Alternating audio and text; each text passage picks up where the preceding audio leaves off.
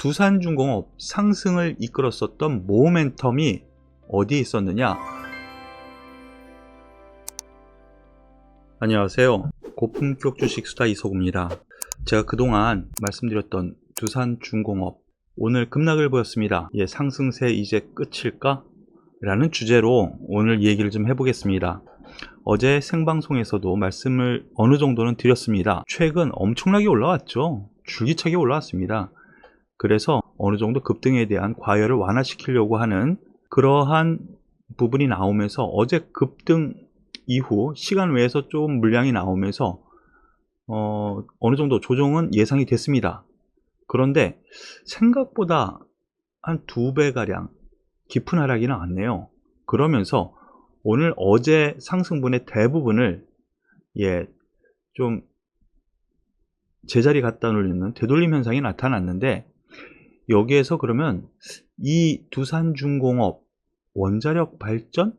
바로 이 부분 끝날 부분으로 보느냐, 이것에 대해서 좀 얘기를 해보겠습니다. 이 부분에 대해서 제가 가장 최저점에서 말씀을 드렸었죠. 여기에서부터 공개 문자도 드렸고요, 계속 말씀드렸고 또 말씀을 드렸고, 이 종목이 과연 끝날 것이냐, 그렇게 생각 안 납니다. 안 됩니다. 결론입니다. 오히려 지금 5일선에 와 닿는 지금 시점부터는 오히려 없는 분들 매수 자리가 아닌가, 가지고 계신 분들은 좀 더 들고 가셔도 되지 않을까라는 결론을 먼저 말씀을 드리겠습니다. 그 이유에 대해서 하나씩 말씀을 드리죠.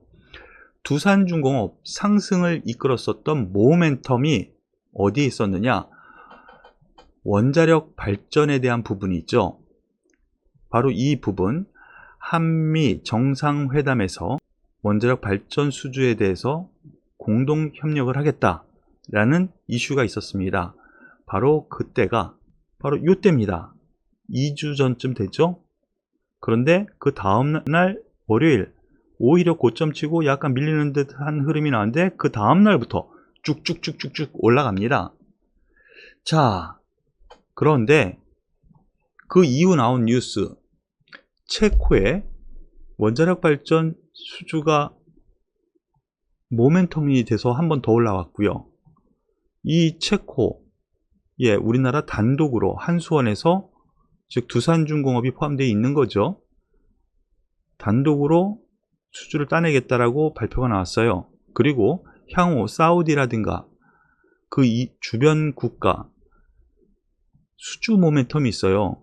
그런데 사우디를 비롯한 그 주변 국가 같은 경우에는 친미 성향이 강하죠. 가능성이 있습니다. 그래서 제가 생각하기엔 이러한 부분이 표면화 됐었을 때 고점을 치지 않을까라는 판단이에요. 그런데 최근에 이슈가 또 있었죠. 이런 한미 정상회담에서 그렇게 얘기를 하다 보니까 정부의 그동안의 탈원전 정책, 바로 이 부분이 문제가 돼서 두산중공업이 몇 년째 빠졌습니다. 그러면서 거의 주요 사업 분야가 못하게 된 꼴이 됐으니까요. 그런데 이러한 정부의 탈원전 정책이 선회하는 방향으로 지금 기울고 있습니다. 그래서 국내 원전 개발을 하고 있는 것도 그동안 멈췄었는데 다시 한다라고 뉴스가 나오고 있죠. 그리고 세계적인 투자의 대가 워렌 버핏과 빌 게이츠, 마이크로소프트의 빌 게이츠가 서로 같이 투게더 원전 개발을 하겠다고 발표를 했습니다. 미국 내에. 소형 모듈 원전이죠. SMR이라고 하는 이러한 이슈입니다. 그런데 우리나라에서는 이 터빈을 만들 수 있는 직접적인 기술을 가지고 있는 회사는요, 두산중공업밖에 없습니다. 그래서 직접적인 수혜는 두산중공업밖에 솔직히 안 가져요. 그래서 이렇게 급등을 한 거고요. 그런데 세계적인 이런 대가들이 원전 개발을 이제 처음 합니다. 그런다고 발표를 했어요. 이것이 단발에 그칠 이슈일까? 라는 부분 한번 생각을 해보게 됩니다. 저는 아니라고 봐요. 그렇기 때문에 급등에 따른 여기에서 투자 경고, 그에 따라서 단기 매물 출회, 이러한 부분 때문에 그렇다고 봅니다. 물론 일부 언론에서 나오는 얘기, 첫 번째, 기관에서 애널리스트들이 얘기하기를 너무 급등했다, 실적 뒷받침이 안 된다라고 하는데요. 향후 풍력, 수소 발전, 그리고 원자력 발전 수주가 되면은요, 이것은 단가가 다 세요. 이제 턴어라운드입니다. 이제 턴어라운드 되는 이러한 사업 분야의 가치를 지난 실적으로 따진다는 건 말이 안 되죠.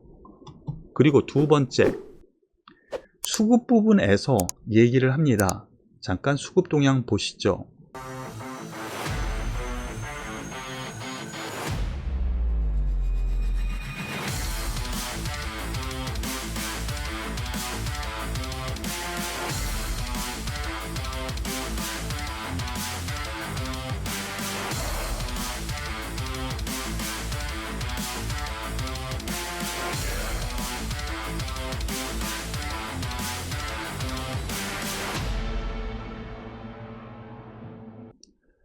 수급 동향 보시면은요, 두산중공업, 그동안 외국인 기관이 계속 매도 때리고 오늘 개인이 그동안 매수를 했었는데, 오늘 기관에서 물론 금융투자 한 방향이긴 하지만 금융투자가 물량을 다 받아줬어요. 수급에서 그렇게 나쁘지 않다라고 생각이 됩니다. 더불어서 소위 밈 주식이라고 하죠. 밈 주식, 공매도가 그동안 많이 왔는, 여기서부터 계속 공매도가 됐는데요. 이만큼 올라와서 소위 지금 손실이 엄청납니다. 박살이 났습니다. 기관 외국인이. 환매수가 들어오는 흐름일 수도 있습니다. 금융투자의 이 매수가. 여기서 일정 부분 기술적으로 접근을 하더라도 5일선이자 갭이 동반된 지금 가격 근처에서는 오히려 저가 매수가 맞지 않은가 라는 판단입니다. 그리고 플러스 알파를 생각을 한다면요, 역시 기본적으로 우리나라든 아니면은 해외에서든 향후 성장성 가지고 볼 수 있는 대체 에너지, 이 풍력, 그리고 새롭게 또 요즘 대두가 되고 있는 수소, 성장성은 추가적으로 이 회사가 가지고 있기 때문에 제가 생각하기에 하는 성장성에 점수를 두고 접근하는 것이 맞지 않을까라는 판단이에요. 그래서 결론, 물론 공매도가 계속 나오기는 합니다만, 공매도, 기관의 이런 금융투자 매수처럼 환매수가 될 수 있는 요건 충분히 갖췄고요. 당연히 이만큼 올라왔으니까 조정도 센 거라고 생각을 합니다. 그래서 지금 가격 이하 정도서부터는 오히려 긍정적으로 접근해도 되지 않을까라는 판단이에요. 여기에 대해서 HMM, 제가 이 HMM도 지금 1월달, 2월달 계속 말씀드렸던 종목이기도 하죠. 최근 들어서는 제가 고점 매도, 저점 매수 4만원, 고점 매도 5만원을 말씀을 드려서 일정 부분 맞아 들어가는 흐름인데요. 여기를 보시죠. 바닥권 만원 초반대 13,000원에서 35,000원까지 갔습니다. 거의 비슷한 맥락이죠. 두산중공업은 32,000원, 어제 종가였다가 오늘 밀렸는데, 이날 보시죠. 21% 급등했다가 그 다음날 이틀 연속 하락하면서 하락분을 다 20% 넘는 하락세가 나왔습니다.